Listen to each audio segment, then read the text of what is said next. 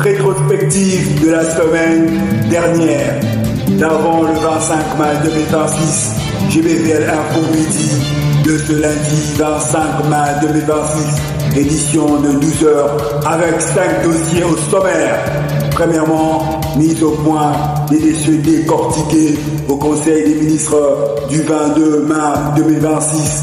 Ce compte rendu a été dirigé par le ministre Kibassa, intérimaire du titulaire Patrick Mouyaya, porte-parole du gouvernement.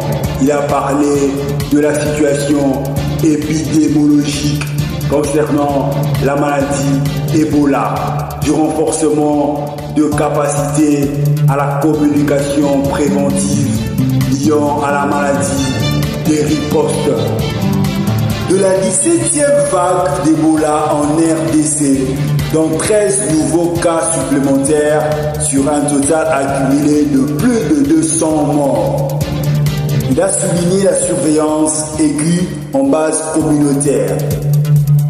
En plus de l'Ebola, qui a surabondé, le choléra aussi refait surface dans une lignée parallèle d'études médicales avec près de 7 cas confirmés. Sur la situation humanitaire, encore noirceur des conditions de vie à l'est de la République démocratique du Congo, d'une guerre imposée par le Rwanda de Paul Kagame. Ensuite, des fortes bascules violentes des vents causant des dégâts de rivières. Pour revenir à la situation d'Ebola, délocalisation du match amical avec le Danemark joué en Belgique ce 3 juin 2026 au stade Maurice Dufraz, stade de Liège, et le deuxième match entre le 7 et le 9 juin de la RDC affrontera le Chili. La logique d'une série de stages de préparation des léopards de la République démocratique du Congo avant la Coupe du Monde de la FIFA 2026. Donc il n'y aura pas de match de préparation au pays, ni rassemblement général des derniers consignes. Et en une réaction interne irrélative à sa partie iturienne, la grande partie infectée reste coupée dans son trafic du reste de la République démocratique du Congo. Un communiqué émanant du secteur des transports. Point suivant.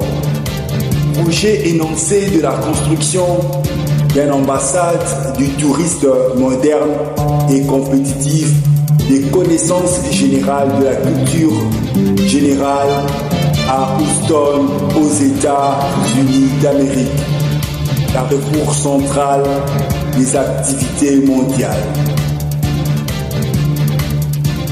Un programme irrélatif au niveau des infrastructures ont été relevés avec un projet d'un réseau routier comme dans les grandes villes pour les civilisations avancées comme dans Paris, un réseau modernisé par un bétonnage stratégique semblable conformément à une instance étatique dans un moule d'entretien pour la fluidité sécurisée du trafic de ses concitoyens.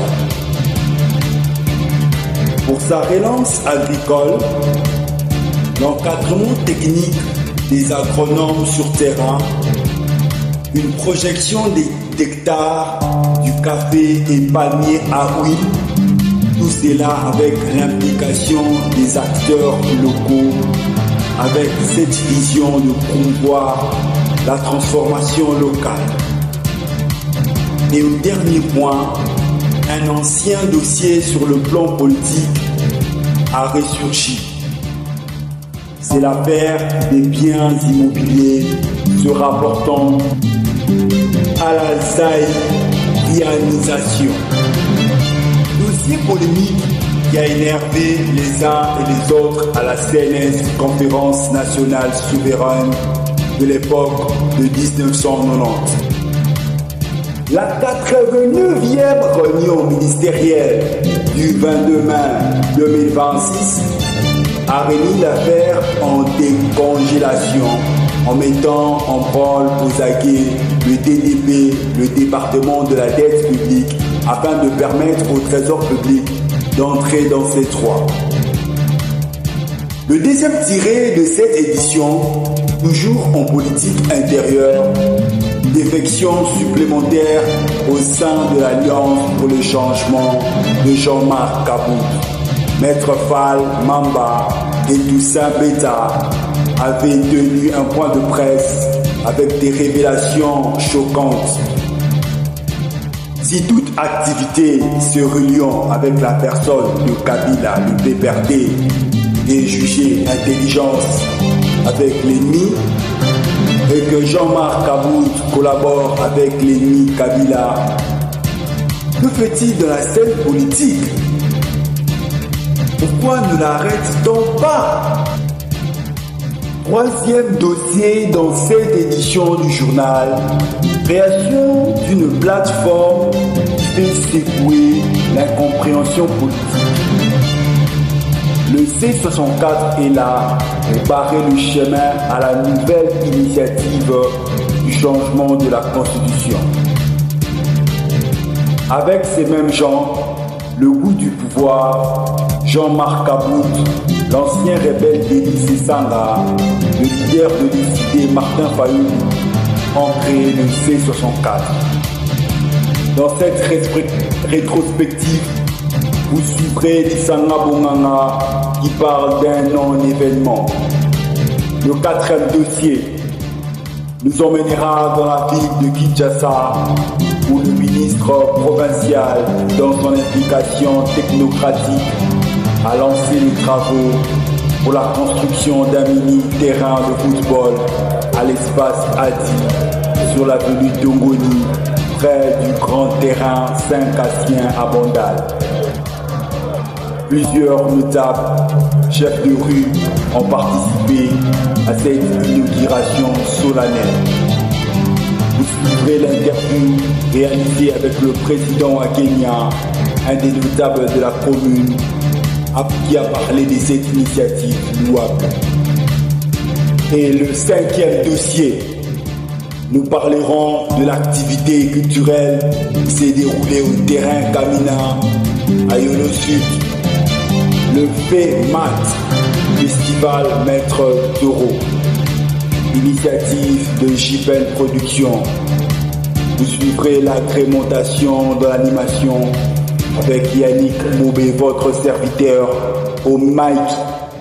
Et pour le dossier supplémentaire, la vidéo d'anniversaire de Yannick Mobé ce 23 mai 2026. Message à ses proches, à sa famille, connaissances, abonnés et followers de GBVL TV. Et pour achever d'un point final, puisqu'on est de Bondalungwa, GBVL se félicite de l'accueil des pères de l'avenue d'Ibamboma dans la résidence de Werason qui ont vu le Wenge Musica émerger. Ils ont soutenu et donné vie à ce royaume avec ses ramifications. Je vais lire, je vais lire, je vais lire.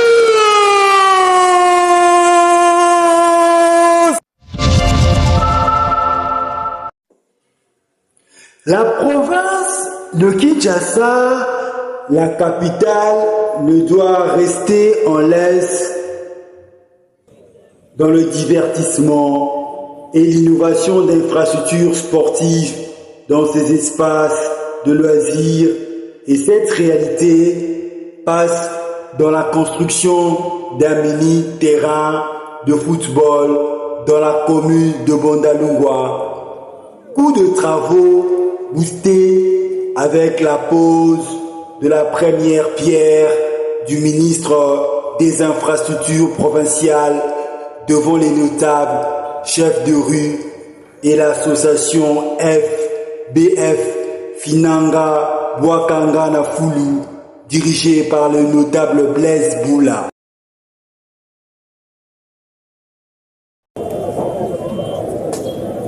Chers notables de Bandalungwa, chers invités à vos titres et qualités respectifs. Comme l'a dit mon collègue en charge de sport, l'exécutif provincial de Kinshasa accompagne un projet important pour la commune de Bandalungwa. Nous accompagnons la pose de la première pierre pour la construction de la modernisation de ce terrain qui est un symbole de l'engagement de l'exécutif provincial à penser à la jeunesse au collège, à penser à la jeunesse chinoise, particulièrement celle de Bandalungwa. Monsieur le ministre, merci pour l'opportunité que vous offrez à l'exécutif de se présenter en ce lieu. Monsieur Toto, merci pour le projet. Bandalungwa, vote na bino nyonso. Nazali na esengo ya kozala pati na bino mpona kolakisa bino engagement ya gouverneur ya ville ya Kinshasa, son excellence Daniel Bumba Lubaki, na programme na ye ya Kinshasa ezo bomba. Kinshasa ezobomba eza slogan te, Kinshasa ezobomba eza vision oyo mokambi engumba Kinshasa a implémenté mpona komodernize Kinshasa na kotala baproblème nyonso oyo eza lié na assainissement. Bandalungwa eza na maboko, Bandalungwa eza prise en charge et pour profiter de l'occasion pour rassurer que particularité par problème à Bandalungwa est prise en compte et au Sakama un mandat il y a excellence Daniel Bumba Lubaki. Donc chers invités, merci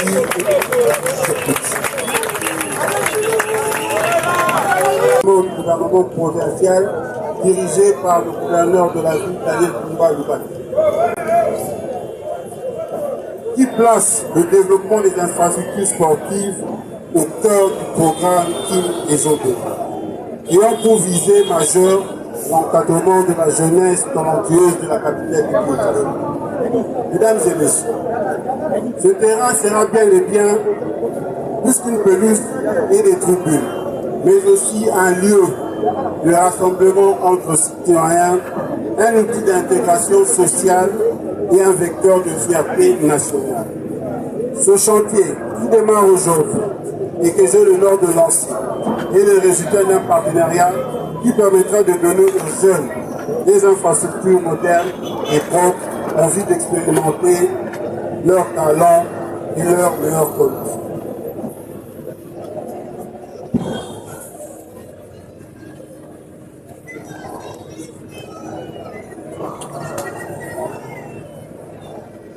Les remerciements sont également adressés à tous les notables qui sont ici, à tous les Dalois et Daloises qui sont venus nombreux et qui sont témoins oculaires de cette cérémonie.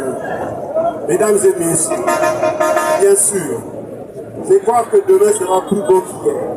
En scellant cette pierre, nous posons la fondation non d'un chantier, mais de plusieurs autres avenirs. Que vive le développement sportif de la ville de Kinshasa et vive Bandalungwa. Je vous remercie. Après ces deux propos, l'un d'Alain Chilungu qui a rassuré son appui effectif à ce projet bénéfique qui a déjà vu l'aval du gouverneur de la ville de Kinshasa, King Ezobonga, n'est juste pas un théorème parolier, plutôt une pragmaticité accrue. et l'autre du directeur de